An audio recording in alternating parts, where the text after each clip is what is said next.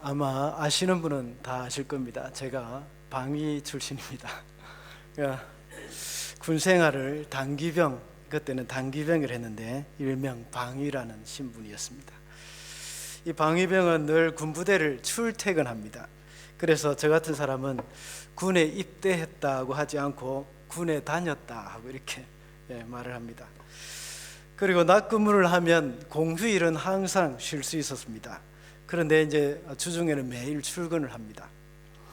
그런데 또 근무조가 바뀌어서 이 밤에 경계 근무를 하게 되면 오후 5시에 출근해서 이 밤에 근무를 하고 다음날 아침에 이 퇴근을 합니다. 그리고 나서 하루 쉬고 그 다음날 오후 5시에 다시 출근을 합니다. 낮 근무를 하든지 밤 근무를 하든지 주일은 참 잘 지킬 수 있어서 너무 좋았습니다. 저는 군에 다니는 그 기간에 참 은혜도 많이 받았습니다. 그런데 이렇게 이 주일에 예배 때마다 은혜를 받고 아주 행복해 하다가 주일이 지나고 한 주간 이제 부대에 출퇴근하면서 근무를 서게 되면 참 고달파집니다. 월요일이 되면 그것이 너무 싫었습니다. 부대에 무슨 훈련이나 근무 이런 것들이 고달픈 것이 아니라 고참이 너무 괴롭힘을 줍니다. 제가 군에 다녔을 때에 이 조병장이라는 하는 사람이 있었는데 그는 이 사람을 너무 괴롭히는 사람이었습니다. 아주 소문이 났습니다.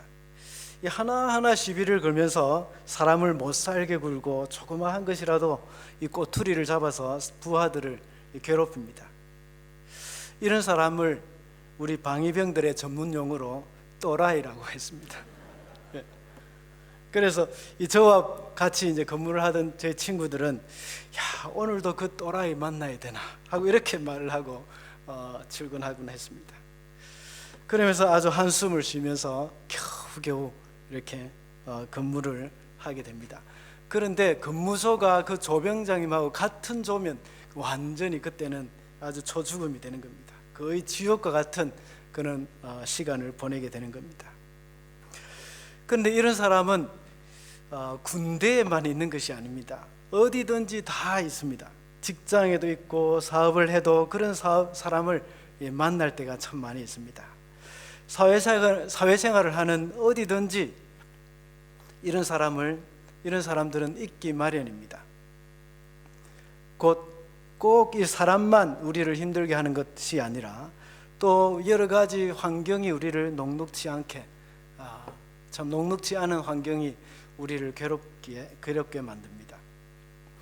이런 것들이 우리를 참 살아가는데 아주 힘겹게 하고 있습니다. 우리는 은혜를 받고 늘 그 은혜의 자리에만 머물러 있는 것이 아니라 이런 우리에게 괴로움을 주는 그런 사람들이 있는 그 세상으로 가야 합니다. 우리는 늘 그 은혜의 자리에만 머물러 있고 더 이상 상처받기 싫어하고 더 이상 그 은혜의 그 따뜻함 하나님의 품 안에 있는 듯 그렇게만 살아가는 것을 원합니다. 우리는 늘 그 은혜의 자리에만 머물러 있으려고 한다는 것입니다. 그러나 은혜를 받은 후에 우리는 항상 우리에게 해야 할 일이 있다는 사실을 우리는 잊어서는 안 됩니다. 오늘 본문에 나오는 제자들도 역시 엄청난 은혜를 경험하는 순간이었습니다. 예수님께서 이 3명의 제자를 데리고 높은 산으로 올라갔습니다. 거기서 예수님은 변형되어서 그 옷이 얼마나 이 광채가 났는지 그 어떤 세탁하는 사람도 그만큼 희귀할 수 없을 정도였다고 표현을 하고 있습니다. 그때 제자들은 그 장면이 너무 황홀해서 거기를 떠나고 싶어 하지 않았던 것입니다. 그래서 오늘은 이 신령한 은혜의 체험이라는 그런 제목으로 이 말씀을 상고해 보고자 합니다. 이 첫째로 신령한 은혜의 체험은 영육간의 회복이 필요할 때 하나님이 주십니다. 2절을 우리 함께 읽어주시겠습니다. 시작.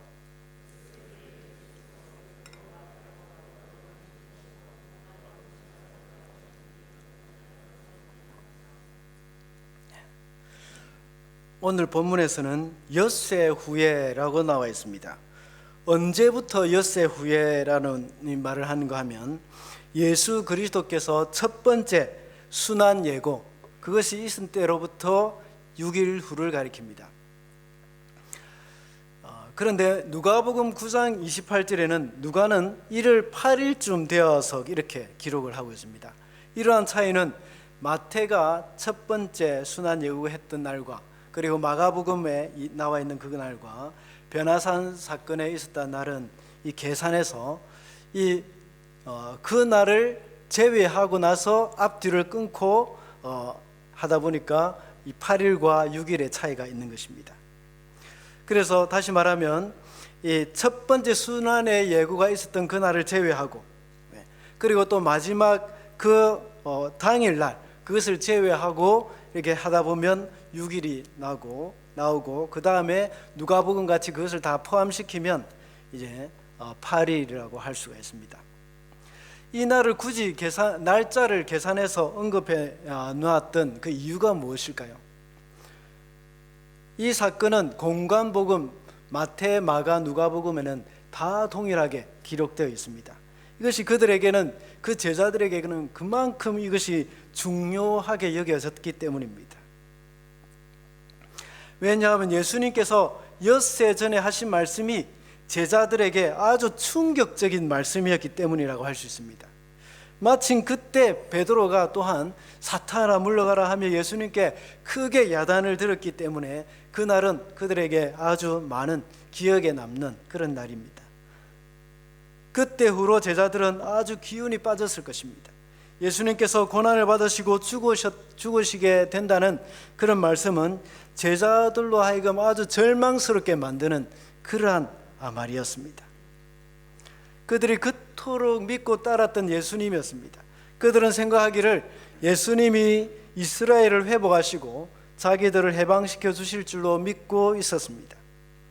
그래서 그들은 앞으로 예수님의 그 수제자로서 가장 높은 자리에 앉게 될 것이라는 기대를 하고 있었습니다.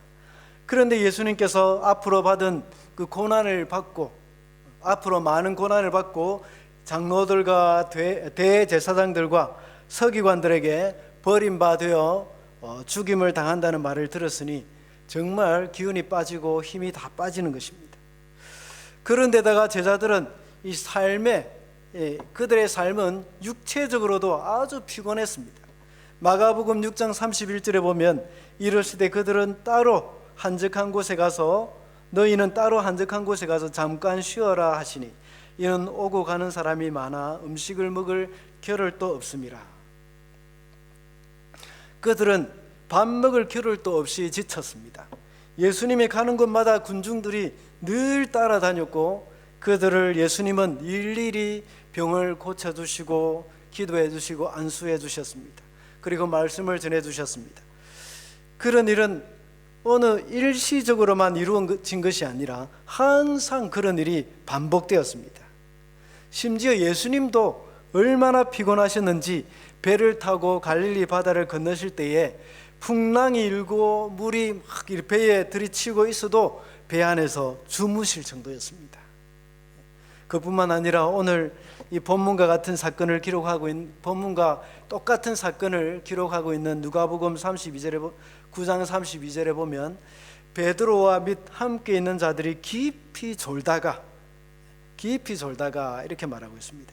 온전히 깨어나서 예수의 영광과 및 함께 선 두 사람을 보더니 라고 나와 있습니다.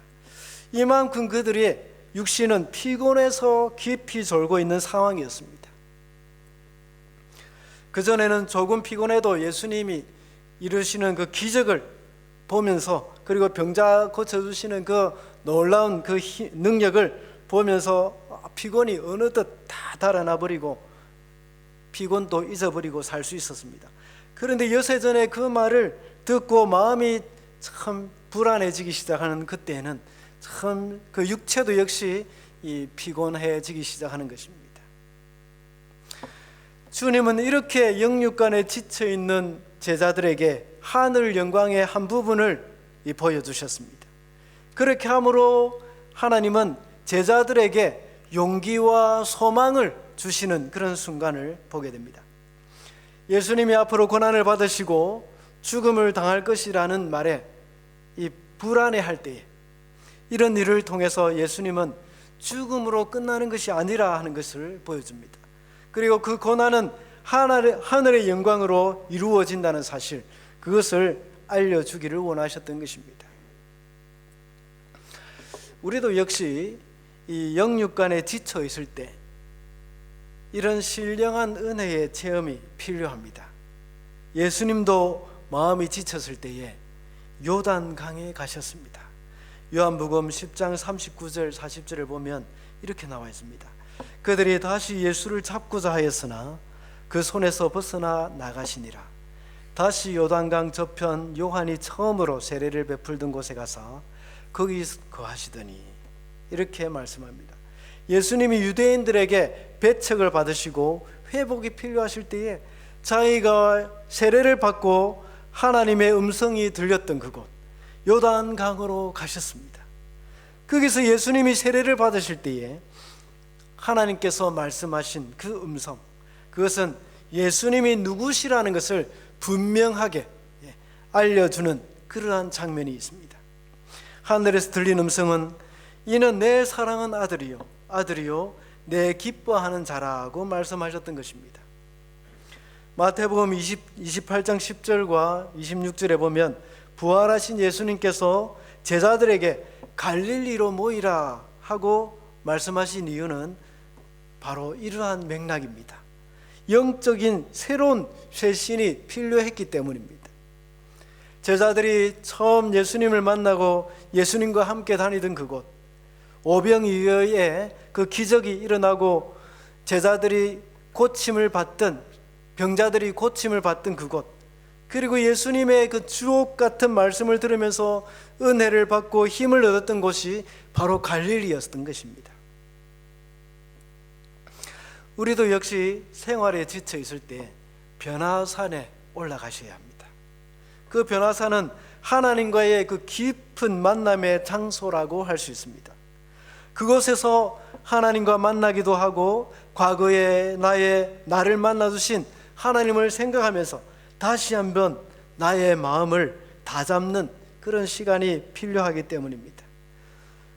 그 변화산의 장소는 산 꼭대기만 있는 것이 아니라 바로 이곳 하늘교회 본당일 수도 있습니다. 새벽마다 하나님 앞에 나와서 주님과 깊은 대화의 시간을 가질 수 있는 곳, 그것이 바로 이 변화산이라고 할 수 있습니다. 그래서 영육간의 쉼을 얻고 용기를 얻게 되어지는 것입니다. 둘째로, 신령한 은혜의 체험은 사명을 받고 비전을 발견하는 시간입니다. 4절 말씀 함께 읽어주시기 바랍니다. 시작.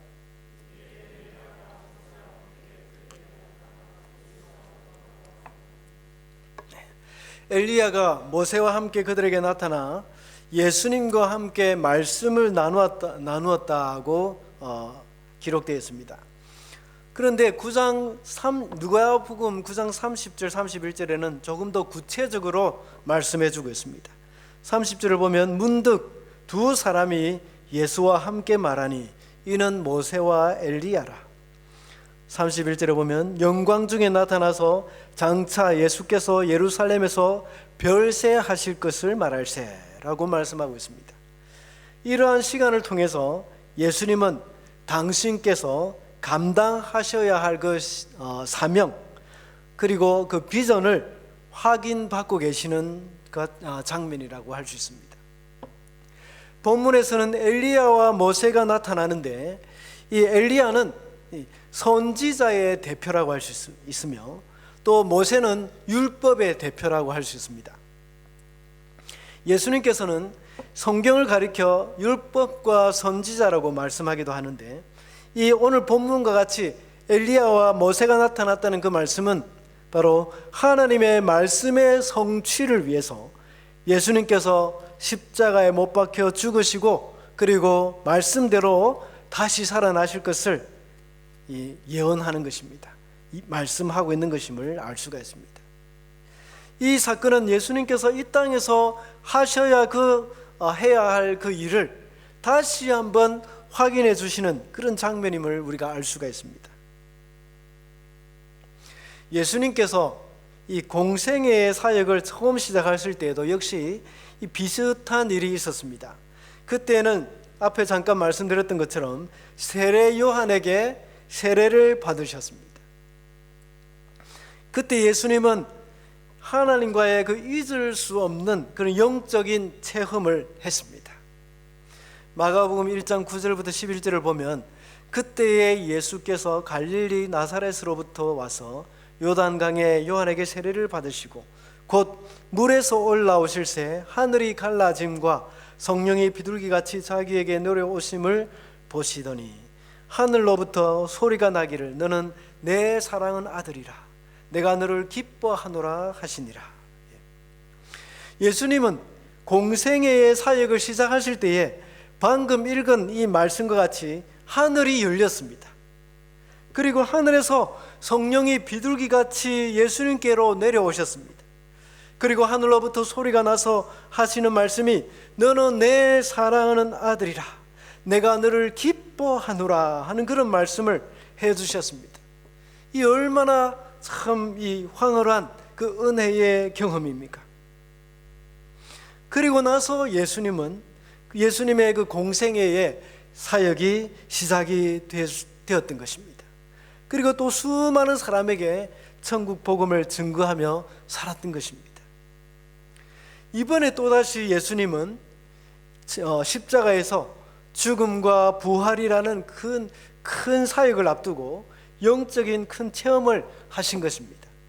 그래서 엘리야와 모세가 함께 나타나서 앞으로 예수님께서 십자가에 못 박혀 죽으시고 다시 살아나실 일에 대해서 말씀을 하시는 것입니다.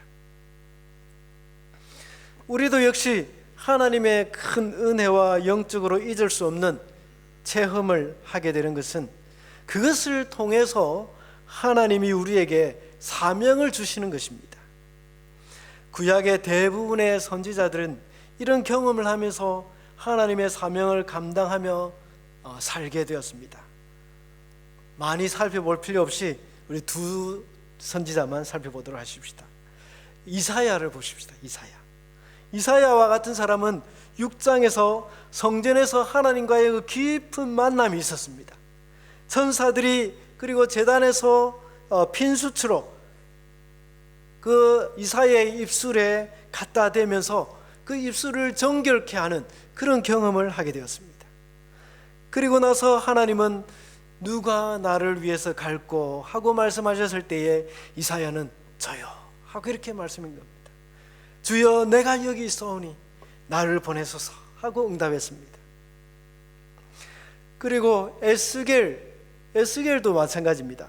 에스겔 1장에 보면 자신이 그발 강가 사로잡힌 자 중에 있을 때에 하늘이 열리고 여호와의 말씀이 제사장 부시의 아들 나 에스겔에게 특별히 임하였다 하고 말씀하고 있습니다. 그리고 나서 에스겔은 마침내 선지자로서의 그 사명을 가지고 사로잡혀간 그 이스라엘 사람들에게 말씀을 전하고 있음을 알 수가 있습니다. 하나님으로부터 신령한 은혜를 체험하면서 주님으로부터 받은 그 사람과 이 비전을, 사명과 비전을 따라 살아가는 그러한 우리들이 되어야 합니다. 그래서 주님의 은혜를 사모하며 주님 나에게 은혜를 베풀어 주시옵소서 하면서 기도하면서 주님이 주신 그 은혜를 받고 우리가 그 사명을 따라 살아가게 되는 저 여러분이 되시기를 바랍니다. 마지막으로 신령한 은혜의 체험은 마음에 새기고 세상으로 나가야 하는 것입니다. 5절과 7절 말씀 우리 함께 읽어주시겠습니다. 시작. 베드로가 예수께 구하되 랍비여 우리가 여기 있는 것이 좋사오니 우리가 초막셋을 짓되 하나는 주를 위하여 하나는 모세를 위하여 하나는 엘리야를 위하여 하사이다 하니 마침 구름이 와서 그들을 덮으며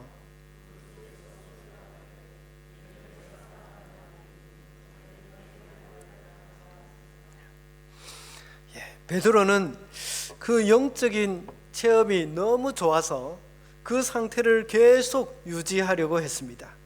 그래서 예수님께 말씀드리기를 랍비여 여기 있는 것이 좋사오니 우리가 초막 셋을 짓되 하나는 주를 위하여 하나는 모세를 위하여 하나는 엘리야를 위해서 짓겠습니다 라고 이렇게 말했습니다. 그러나 베드로는 그것이 너무 황홀하고 두려워서 자신이 무슨 말을 하는지조차도 알지 못하는 그런 말을 했던 것입니다. 그러자 구름이 와서 그들을 덮으면서 구름 속에서 들려오는 목소리가 이는 내 사랑하는 아들이니 너희는 그의 말을 들으라 하고 말씀하셨습니다. 이 사실을 후일에 베드로는 생생하게 기억하면서 베드로후서를 기록했습니다. 베드로후서 1장 16절과 18절을 보면 우리 주 예수 그리스도의 능력과 강림하심을 너희에게 알게 한 것이 교묘히 만든 이야기를 따른 것이 아니요 우리는 그의 크신 위협을 친히 본 자라. 지극히 큰 영광 중에서 이러한 소리가 그에게 나기를 이는 내 사랑하는 아들이요 내 기뻐하는 자라 하실 때에 그가 하나님 아버지께 존귀와 영광을 받으셨느니라. 이 소리는 우리가 그와 함께 거룩한 산에 있을 때에 하늘로부터 난 것을 들은 것이라.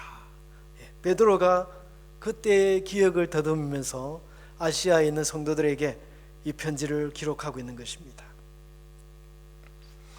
그때 당시 제자들은 그 은혜의 자리에 계속 거하고 싶었지만 주님이 원하시는 것은 그것이 아니었습니다. 주님이 원하시는 것은 그들이 은혜를 받고 다시 산 밑으로 내려가는 것입니다. 산 아래의 세상은 아주 적나라한 현실입니다. 그들이 산에서 내려왔을 때 어떤 일이 일어나고 있었습니까? 우리 14절부터 쭉 보시면 거기에는 귀신 들린 그 아들을 데리고 온 아버지의 이야기가 나옵니다. 많은 사람들이 몰려 있었고 어떤 아이가 귀신에 들려서 괴로워하고 있었습니다. 함께 산으로 올라가지 못한 그 제자들은 진땀을 흘리면서 그 귀신을 쫓아내지 못하고 씨름을 하고 있는 것을 보게 됩니다. 사람들은 그런 제자들을 보면서 이 일에 대해서 변론을 하고 있었습니다. 이와 같이 우리가 하나님의 은혜를 체험하지만 현실로 돌아올 때는 참 이와 별로 다를 바가 없다는 것입니다. 보통 우리가 수련회를 가서 은혜를 많이 받아서 기뻐하며 참 돌아옵니다. 그런데 집에 돌아오면 상황은 아무것도 변한 것이 없습니다. 부모님의 잔소리는 수련회 가기 전과 동일하고 동생이 컴퓨터 앞에 앉아서 게임이 잘 안 된다고 짜증내는 것 또한 변함이 없습니다. 사실 우리는 현실로 돌아오기가 싫습니다. 그러나 우리는 은혜를 받은 사람으로서 세상으로 나가 세상을 품으면서 우리는 살아가야 합니다. 이 세상은 변화산 아래에서 발생하고 있는 그런 적나라한 사건과 다르지 않습니다. 여전히 오늘날 이 세상 사람들은 실제로 정말 귀신 들린 것은 아니지만 점점 더 이 세상의 물질주의와 세속주의에 물들어서 헤어나지를 못한 채 살아가고 있습니다. 이 세상에 대해서 교회는 해줄 일이 그렇게 많지 않아 보입니다. 마치 예수님이 하신 축사 사역을, 귀신 쫓아내는 그 사역을 흉내만 낼 뿐 실제로 귀신을 쫓아낼 수 있는 그 능력이 없었던 그 남아있는 그들의 제자들처럼 교회는 정말 경건의 모양은 있으나 이 경건의 능력은 잃어가고 있는 것을 보게 됩니다. 그래서 교회의 권위를 잃어가고 있는 이 시대에 우리 은혜 받은 성도들은 이 세상을 등지고 세상과 동떨어진 삶을 살아가는 것이 아닙니다. 그래서는 안 됩니다. 변화산에서 그 황홀한 영적인 체험과 함께 거기서 엘리야와 모세를 통해서 들은 그 예수 그리스도의 그 십자가의 메시지를 들고 우리는 세상으로 나가야 하는 것입니다. 우리가 받은 그 은혜를 우리의 마음에 새기고 이 세상으로 가야 하는 것입니다. 그래서 정말 미친 듯이 쾌락을 쫓아 달려가고 있는 이 세상 사람, 이 그들을 품고 예수 그리스도의 십자가의 부활의 능력을 나타내면서 살아가는 그런 저와 여러분이 되시기를 바랍니다. 말씀을 맺겠습니다. 이 세상은 예수님을 믿는 사람들이 살아가는데 정말 이 피곤한 세상일 수밖에 없습니다. 교회에서 배운 하나님 말씀을 그대로 적용하며 살기에도 참 너무나도 많은 도전이 있습니다. 그리고 예수님의 제자로서 받은 그 은혜를 쏟아버리기가 너무나도 쉬운 곳이라고 할 수 있습니다. 신령한 은혜의 체험은 성도가 영육간의 회복이 필요할 때 하나님이 우리에게 주십니다. 그리고 그 은혜를 통해서 우리는 다시 힘을 얻어서 우리에게 사명과 비전을 받아야 합니다. 그래서 그 은혜를 받은 사람은 그것을 마음에 새기고 세상으로 나가야 하는 것입니다. 그래서 우리는 예수 그리스도의 그 십자가와 부활의 능력으로 살아가면서 세상을 변화시켜가는 그러한 저희들이 되어야 하겠습니다.